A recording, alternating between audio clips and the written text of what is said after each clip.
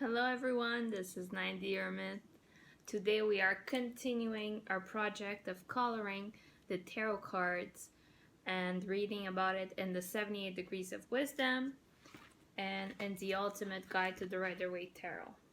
So, this week we are talking about the Wheel of Fortune card. So this is my coloring book and you can see, there you go, I did my homework. So, this week card was saturated with symbols and there's a lot to talk about it. Obviously you can read about it in the book. It's much more detailed in the 78 Degrees of Wisdom. So if we take a look at the card, this is my card on a stand. Let's first go to this book, and already I have a lot of details to talk about. So first, on this side of the book, where you have the basic meanings, they talk about the Sphinx, and you see the Sphinx and they say that the Sphinx itself has 4 elements in it. So the bull's torso, which would be the earth sign or element, the lion's paw and tail, which would be linked to fire, the angel or human face, which would be linked to the air element, and the eagle's wings.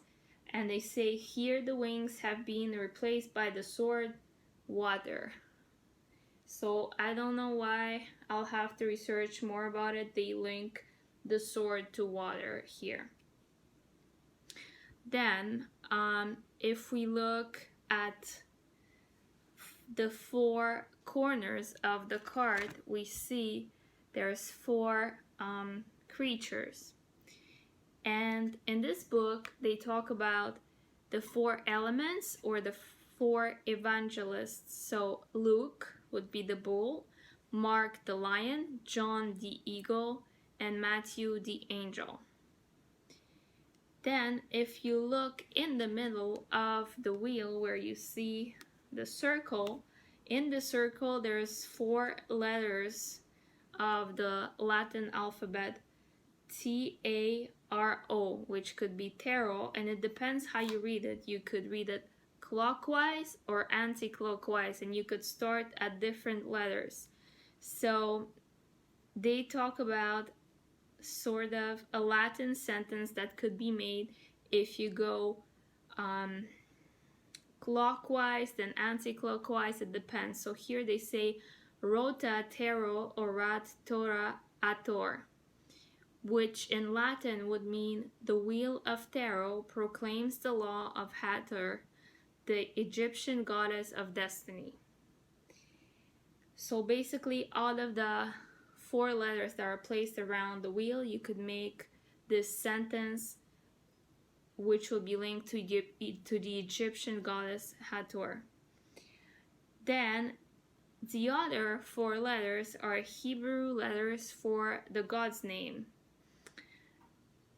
If we go to the different symbols right inside the wheel, there's a symbol for Mercury above, which is linked to air, sulfur at the right, which is linked to fire, water below, which is linked to water, and salt left, which is linked to the earth. So these are alchemistic characters, as they call it in this book.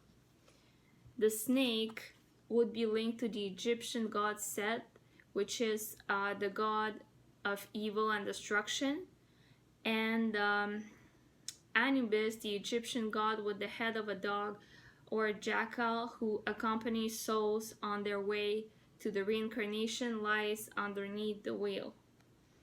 Now, if we go